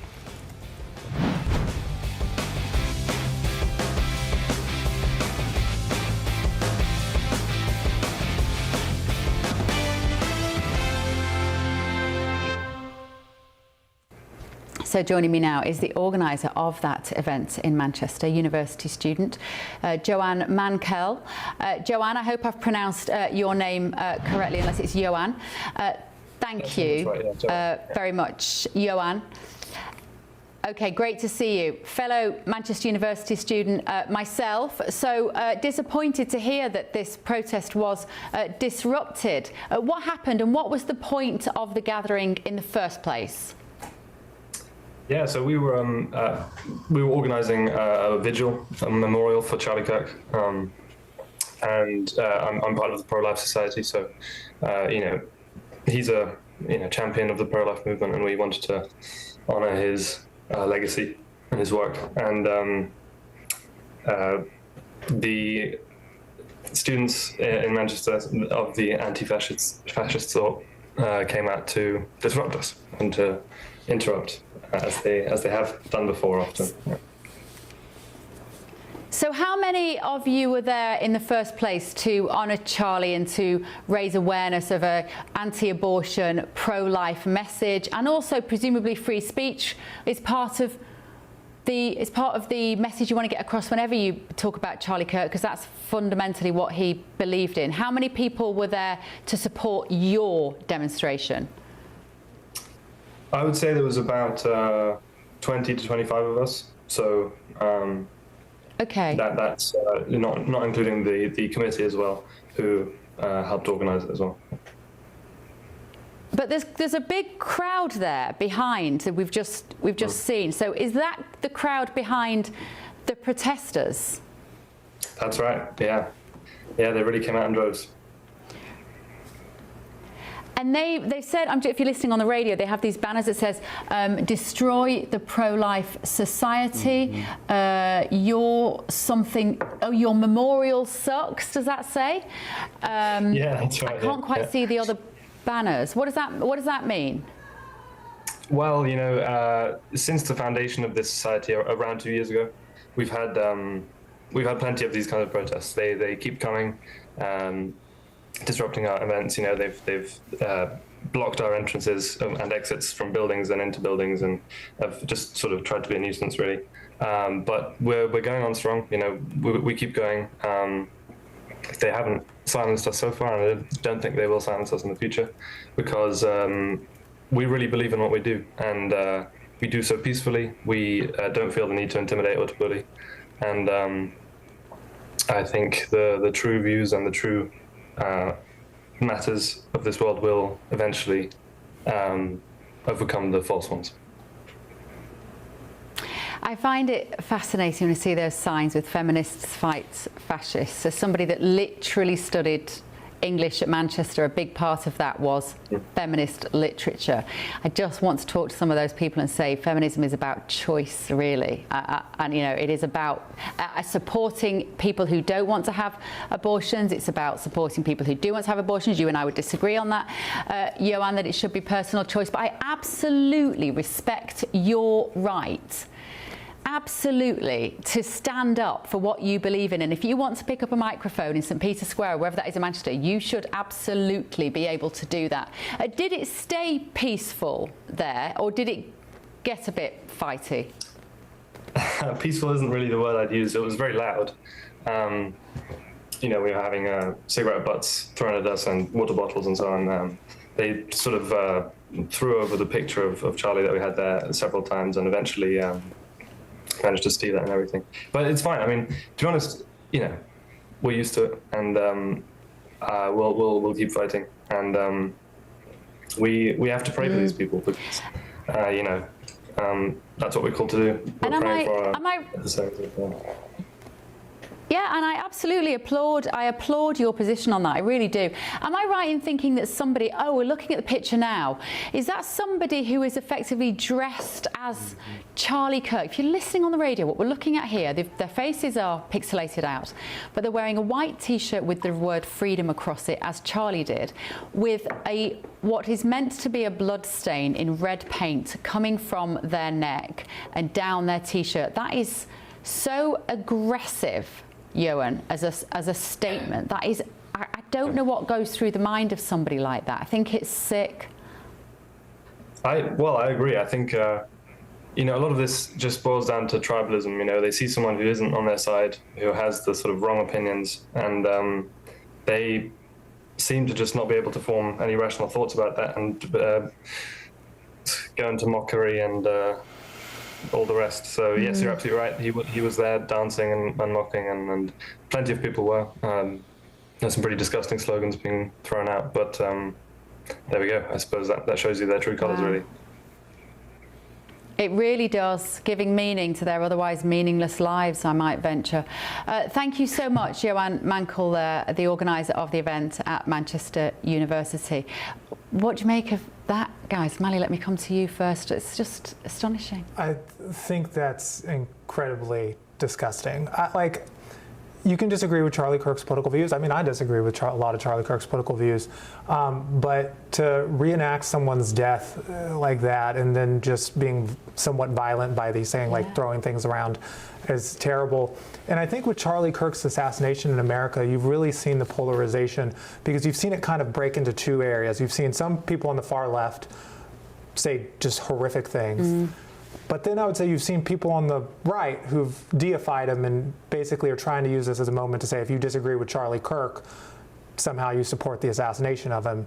And I just think there needs to be some middle ground of like, don't make fun of some guy's death, but also just because he was assassinated for his political views doesn't mean you have to support his political views. This is the internet pouring out into the real world. You know, the Charlie Kirk murdered costume was a Halloween thing a couple of weeks ago. It was all over TikTok. It was particularly linked to kind of a sub-trend on TikTok, gay Halloween. There was a lot of LGBT people doing costumes of Charlie Kirk, you know, blown away because he had views that they didn't like. It is disgusting, it's evil, and it's really sad. But one thing I will say to the credit, I suppose, of protesters at Manchester was that when I heard that this was going on, I expected it to be worse. And you know, we had a TPUSA event happen in the U.S. just yesterday that resulted in Turning Point, which was Charlie's organisation. TPUSA event result in fire, flames, fights on the streets, cars spinning out. It was violent. Antifa and all the activists here went completely out of control. You know, that was heckler's veto at Manchester. That was rude. I thought that was not a great way to do discourse, but that was civil. That whole event was civil. That was my thought. By and large, Yeah, that was my thought. And in some ways, I'm quite heartened by that. I want universities to be places where people are free to debate. That has been a big part of the problem the last few years, is that debate gets shut down. Because as terrible as those images were, I have to agree with Stephen, the political tension in the U.S., events like that can quickly turn violent, and it's distressing. Yeah, we had a comedian speaking at a college campus named Rob Schneider. I mean, he's a friend of mine. And to respect to Rob Schneider, he's not super important, right? Like he's a comedian from the 90s and early 2000s. I'm going to clip that and send it to him. I know. He's an actor. But yeah, I mean, like Charlie Kirk and Ben Shapiro and Michael Knowles, these are really polarizing figures. Yeah. And Rob Schneider comes to your college campus and you burn the street down, that's unhinged. Yeah. Like that's a completely disproportionate response. This guy is not your ideological enemy. Well, he wrote a book about free speech, didn't he? He did, and he's become a great advocate for ideas. But you know, boy, talk about a disproportionate response. And you know, the Manchester students, you know, they were just being rude. I have no idea. Who is this person you guys are talking about? Rob Schneider. He's basically in every Adam Sandler movie. Yeah. Okay. He has a cameo in at least every Adam Sandler movie his that face. you can find. You'd know his face. Right, keep your thoughts coming this evening. Were you heartened to see that debate happening there at Manchester University? Still to come this evening. And the second thing I've learned about the President of the United States is that he really hates when somebody who's speaking before him goes on for too long. And so with that in mind, I have prepared a very brief and very inspiring 1 hour and 45-minute speech on this beautiful Veterans Day out here in the cold. So that's Vice President J.D. Vance there, marking Veterans Day with a sense of humour and a ceremony at Arlington National Cemetery. Also tonight, we're going to look at tomorrow's front pages before they hit the shelves. This is The Late Show Live, only on GB News.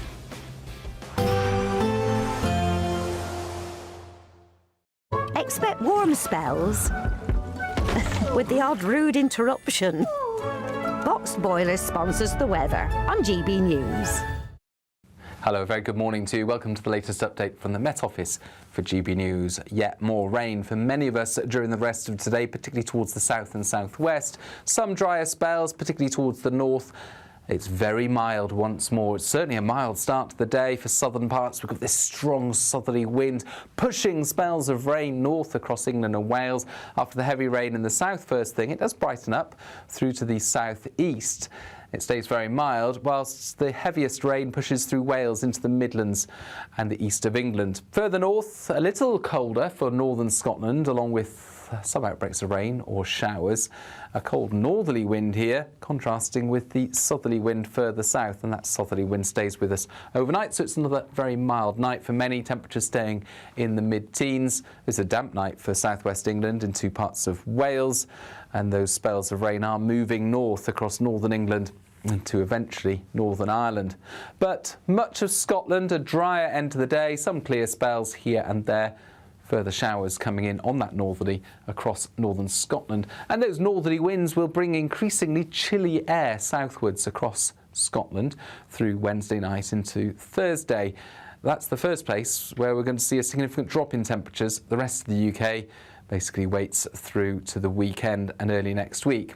We keep the mild air, in other words, across England, Wales, southern Scotland, Northern Ireland first thing Thursday. Initially, it's relatively dry and there'll even be some sunshine first thing. One area of rain fizzling away and moving southeastwards.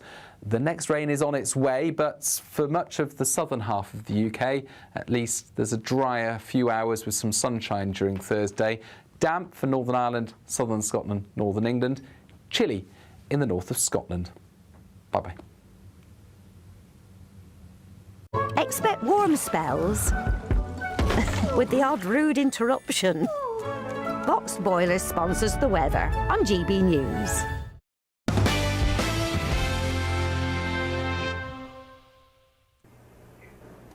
Welcome back to The Late Show Live. I'm Bev Turner. Thank you very much for joining me. Right, let's look at the main stories on the front of tomorrow's newspapers.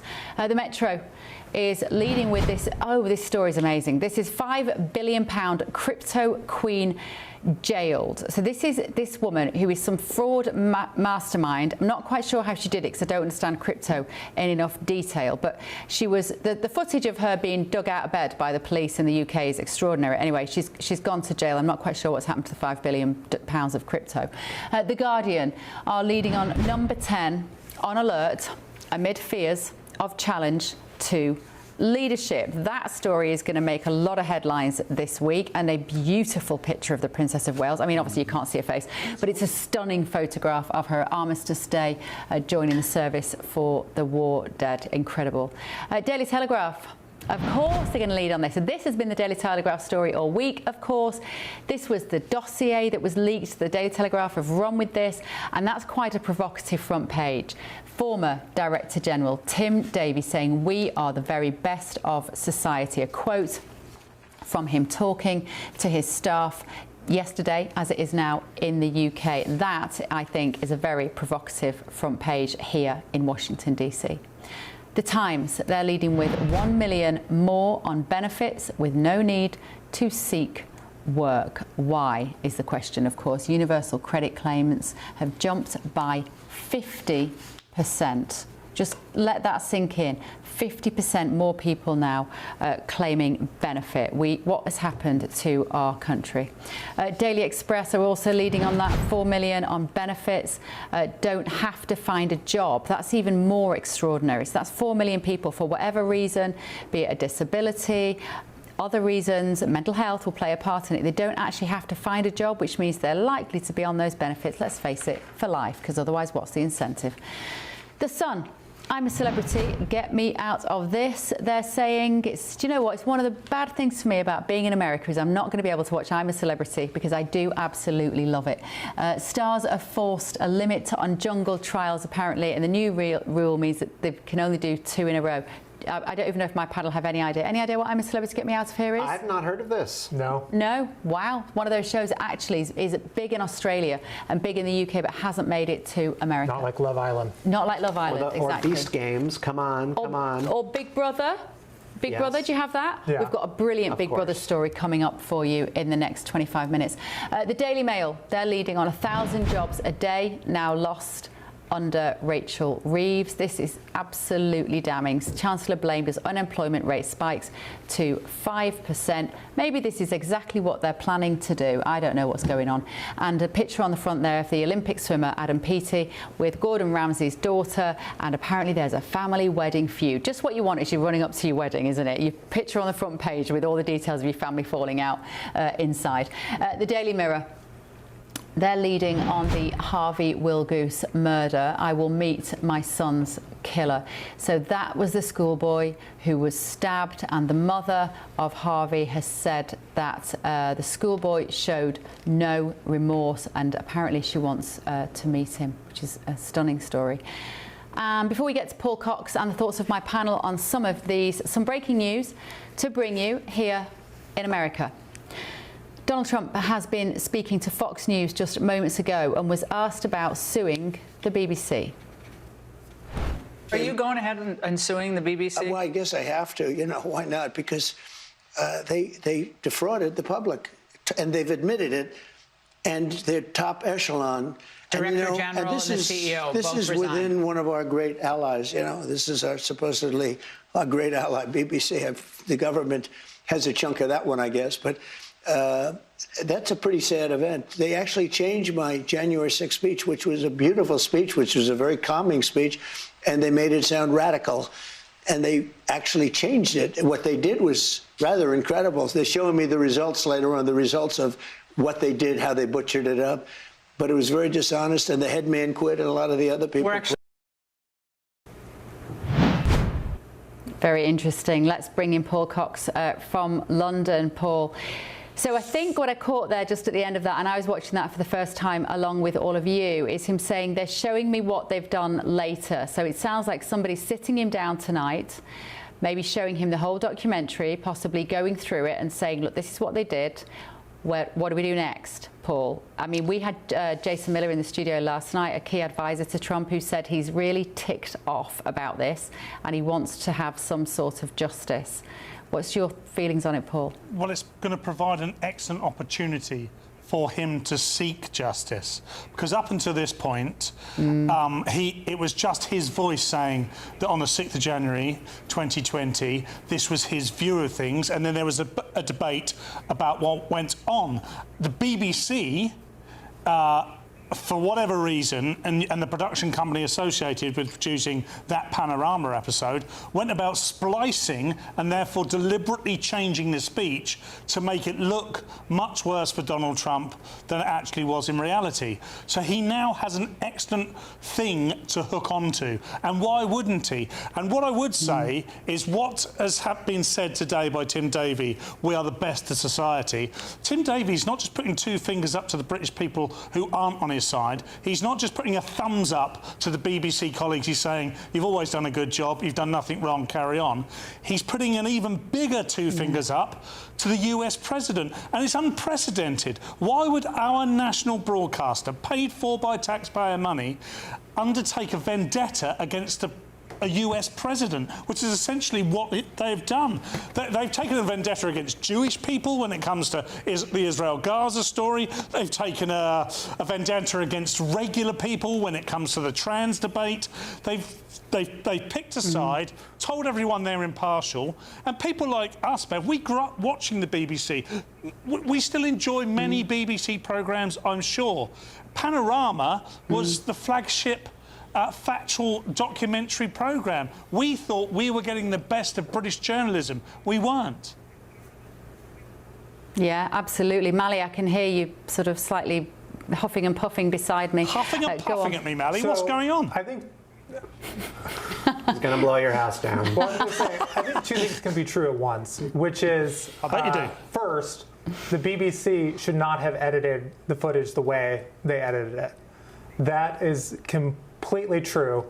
But also, two, President Trump encouraged violence, and his actions helped lead to the January 6th insurrection.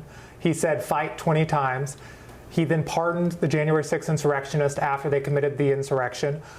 You have over, like, 200 folks who pled guilty and said they were there because President Trump told them to be there. It's called lawful assembly. But it wasn't lawful because it was lawful until it wasn't. Hold on, it wasn't. Hold on, there's some factual things that are wrong here.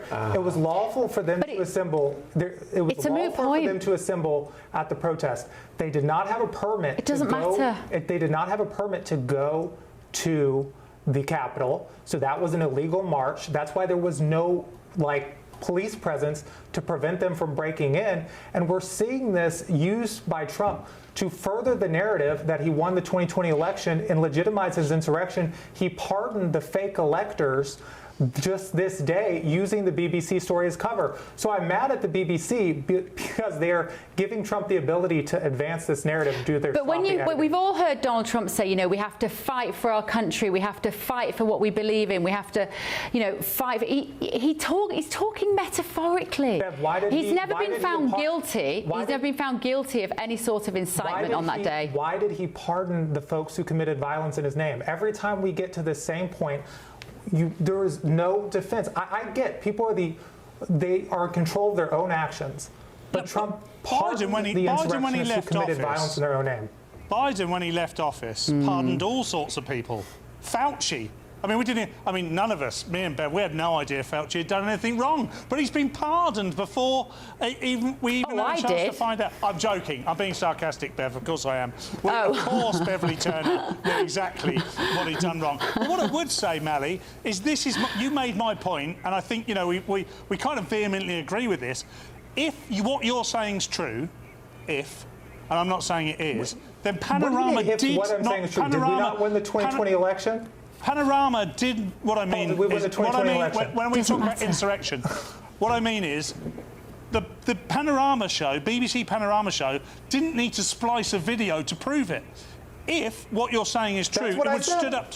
Yeah, but they did. So what they did is they cast out over not only that, but everything they've ever said. It's not just this Trump issue, though. We have to remember that. Where the BBC has got it so wrong is this hideous echo chamber that you alluded to earlier, Paul. They don't know what normal people in the world feel about things. And I think in those editorial meetings at the BBC, there's nobody that's got the backbone, I'd like to use another word that starts with B, to put their hand up in those meetings and say, hang on a minute, you can't just talk about man-made climate change as if it's a done deal. You can't be sniffy about Brexit as if it's the worst thing that the country's ever done.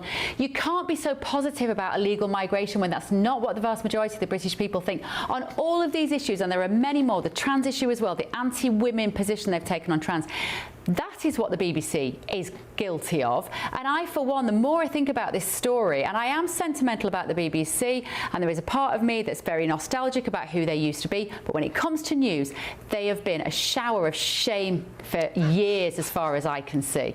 So I am happy to, I know I stopped myself then as well, Paul. Shame. That's not what I wanted to end that.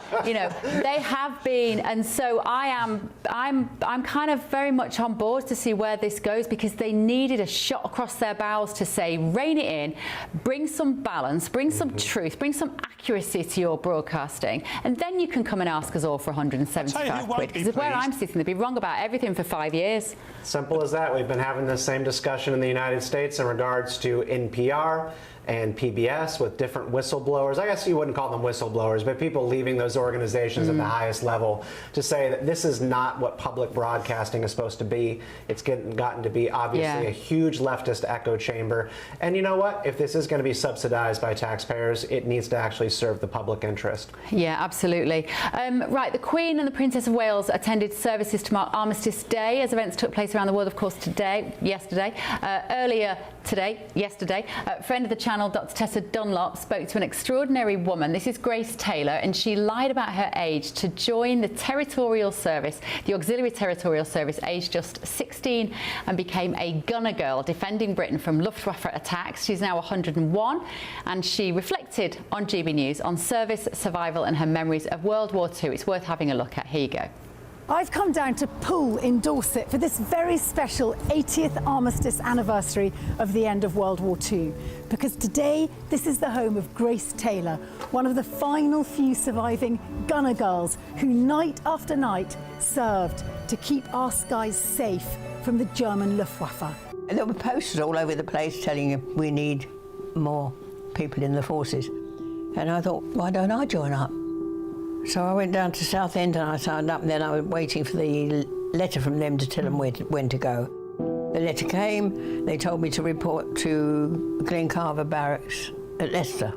It must have been a bit like escaping this lonely job. Yeah. And had you been honest? It was exciting, really, because, you know, you don't know what you're going to come up against when you get there. And from then on, of course, you're doing your training, you're being dished out with your uniforms and taught how to salute and how to march. But you're only 16, so I don't understand. You have to be 17 and a half. That's right. Well, by this time, I was 16 and a half. Okay. And I put my age on. So you lied? I did. You're 101 years old. You were one of the first women on an operational gun site. And I would like your opinion on what it means to be British after all this time. I get the impression by just watching the telly and listening to the radio that we are envied by a lot of countries. Are you still proud to be British, Grace? Oh, of course. Oh, yes. I wouldn't want to be anything else, no.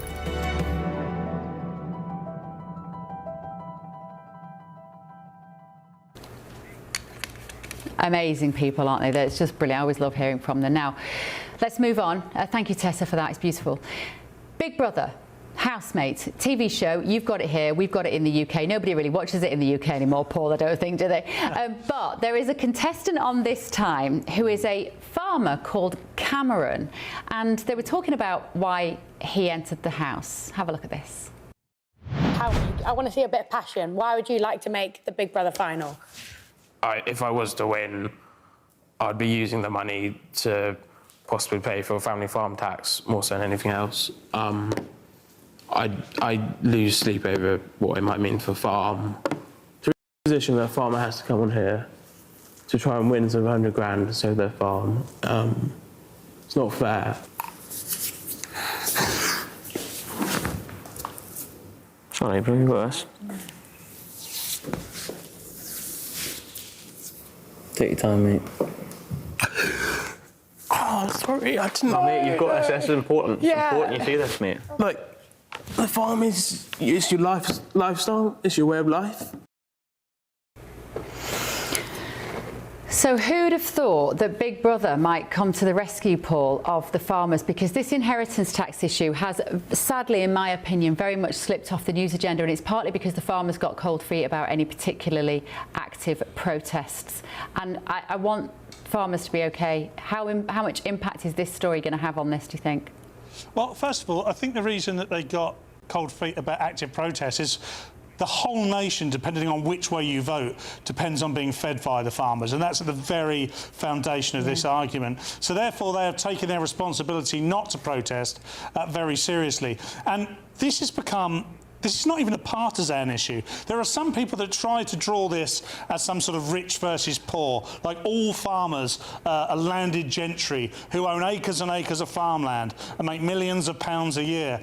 None of that's true. It's true in the very small percentile, but the large proportion of farmers are working farmers. And like this chap Cameron there is saying, £100,000 won't help him do anything other than keep his family farm for a short while. For a short while, because he'll have to pay that tax and they'll have to keep working through the farm.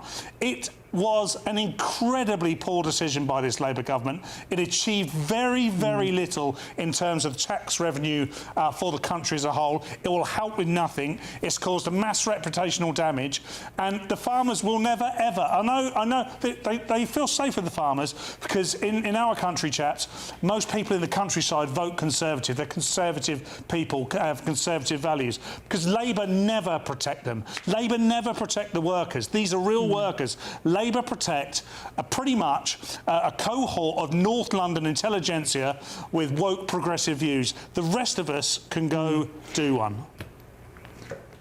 And actually, Mali, so many of these farms will be bought up by the likes of, let's face it, who's the largest landowner in the US? Bill Gates. Bill Gates. So they will be bought up by the big transnational corporations, big house builders, massive banks, massive funds will just go along, sweep up these properties, put solar panels on them, make a fortune and decimate our countryside. It's quite different here, Mally, isn't it? Because don't your farmers get very well looked after in terms of death taxes? Well, we have a pretty high estate tax, but the farmers are not being well looked after when it comes to the Trump administration. Due to Trump's trade war, we have had a 55% increase in farm bankruptcies. While this is happening, President Trump worked with Argentina to import Argentinian beef and has endangered cattle ranchers in the United States. He is prioritizing Argentinian farmers, Argentinian cattle farmers, over U.S. farmers. So we have a similar issue here because our government is not respecting farmers either. Do you see that in the same way, Stephen? You live on a farm. I don't live on a farm. Do you not? I live outside of D.C., but I am not a farmer. Just so everyone... Hang on, doesn't your daughter is being taught some farming techniques? Yeah, so our family is involved as volunteers with a farm. There you go. I got to correct the record on that one. I'm part of the agriculture industry. I do see it in somewhat the same way. Farmers in the United States are not benefiting from any particular policy, and the Trump administration has only served to make the business of agriculture and food production more difficult, and that breaks my heart to say, but it just is true. Well, talking of Argentina, American Treasury Secretary Scott Bessent has hit back at an MSNBC news anchor when they questioned Trump's support of Argentina's central bank. So Mr. Bessent revealed that America actually made money from this controversial donation deal with Argentina. Have a look. Secretary, amid this discussion of costs and prices and affordability, how does a $20 billion bailout of Argentina help Americans? You're the president's point person on that. Can you explain to those here who are feeling the pinch, including America's farmers, why the United States is helping out Argentina? Well, do you know what a swap line is? It's currency swap, yes. Yes, but what is that? You're the Treasury Secretary. Yes, but why would you call it a bailout? That is how... In most bailouts, you don't make money. The U.S. government made money. We used our financial balance sheet to stabilize the government. One of our great allies in Latin America, during an election, the president there won in a landslide. The government's going to make money, and I would rather use peace through economic strength than have to be shooting at narco boats coming offshore if the government collapsed. I mean, he owned that, Mally. He's an impressive man, Scott Bessent, isn't he? Well, we don't know if we're going to make money because it's a bailout that we have not seen the results from. It just happened. It's a long-term ploy to help their currency. Just like the U.S. made money off the TARP bank bailouts, but we still call them a bailout because we footed the money to help the banks get out of the Great Recession in 2008. We ended up making money there, that is true. But the idea that we can already say we've made money from this is patently false because it is a long-term economic question of whether Argentina's economy can continue to grow. Yeah, so I will say to Mally's point that Scott is playing politics here when he says that they are already seeing money. We don't know that. But it is also the truth that saying bailout is economic illiteracy. This is a credit line swap. This is an investment in the strength of the peso, which we have bought up, and it is an investment in this new government that Milei has been able to expand his control over in the recent elections. And so we are going to see that peso strengthen in the coming years, and that's exciting. That's a good money-making opportunity for the United States. I know that looks like a bailout to most average people who have real, tangible budget problems of their own, but that's not what it is. Paul, we seem to just give our money away, whereas Americans seem to make a bit of money when they give theirs away. Yeah, at least it stays on the same continent. We give ours away to India, Pakistan or whatever. But we never seem to see any real benefit of it. It feels like Donald Trump has kind of bought Argentina here, which sounds like a pretty good deal to me. But yeah, look, I mean, it's not a bad thing. I can't see how it's a bad thing. All right. Make Argentina great again. Thank you, gentlemen. Thank you all, Paul Cox, Stephen Kent and Mally Smith. Thank you, gentlemen, so much. I really wanted to bring you the footage of the woman who went on a 170-mile car chase yesterday through California and ended up in Mexico. But we might bring you that tomorrow night, because I will be back here on The Late Show Live at midnight tomorrow, 7 p.m. here in Washington, D.C. Sleep well.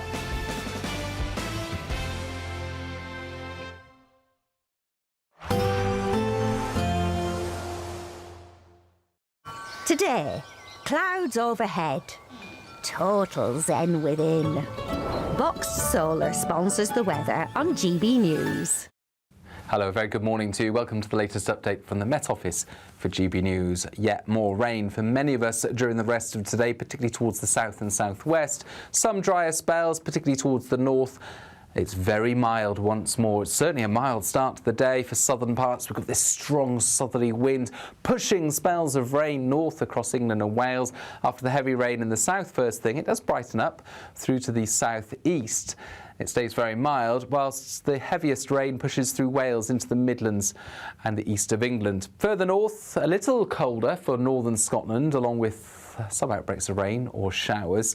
A cold northerly wind here, contrasting with the southerly wind further south, and that southerly wind stays with us overnight, so it's another very mild night for many, temperatures staying in the mid-teens. It's a damp night for southwest England in two parts of Wales, and those spells of rain are moving north across northern England and to eventually Northern Ireland.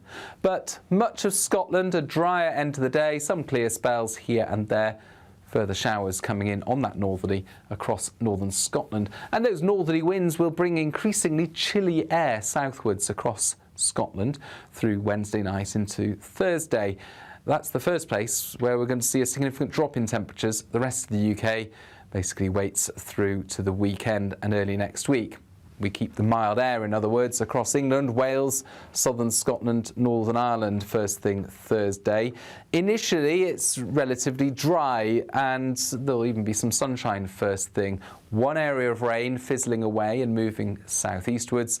The next rain is on its way, but for much of the southern half of the UK, at least, there's a drier few hours with some sunshine during Thursday. Damp for Northern Ireland, southern Scotland, northern England. Chilly in the north of Scotland. Bye-bye. Today, clouds overhead, total zen within. Boxed Solar sponsors the weather on GB News.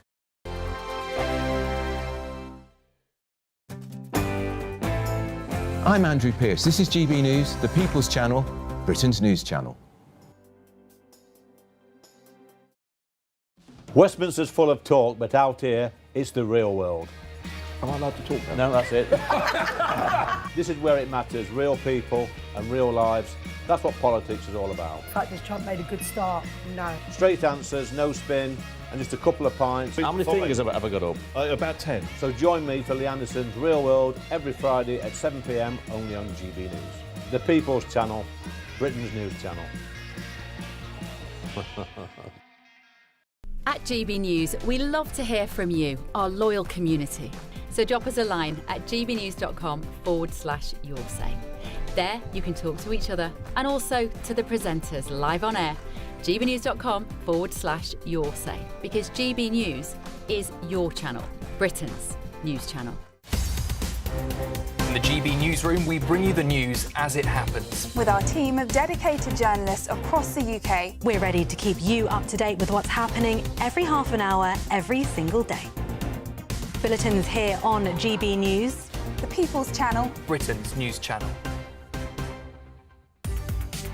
From the school run to the home run, watch a new show for all of Britain. He can say whatever he wants. A straight-talking show where all voices are heard.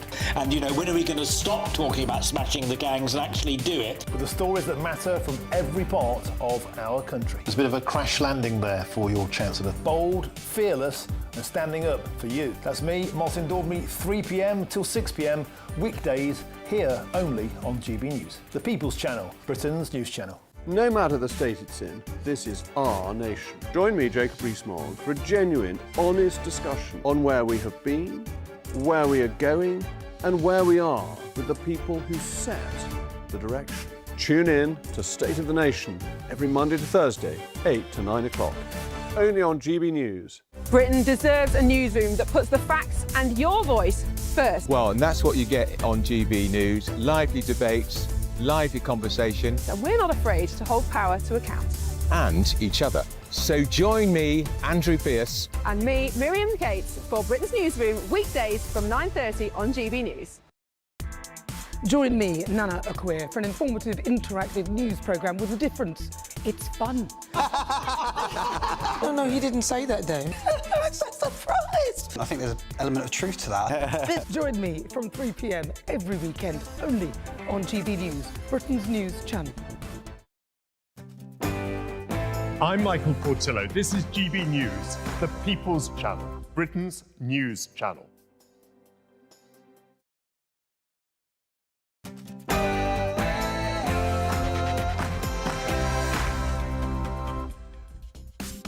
Good evening. On this 107th anniversary of the armistice, we'll first discuss, is Donald Trump right to sue the BBC, and does he have grounds? We'll talk about the Epping judgment. The government have won. The Bell Hotel in Epping will stay open. We will have an exclusive statement from the father of the 14-year-old victim. And we will discuss a bit of World War I Farage theory. I have a theory about the armistice. I think it was a terrible mistake and probably the worst mistake of the 20th century. All of that and much more after the news with Aaron Armstrong.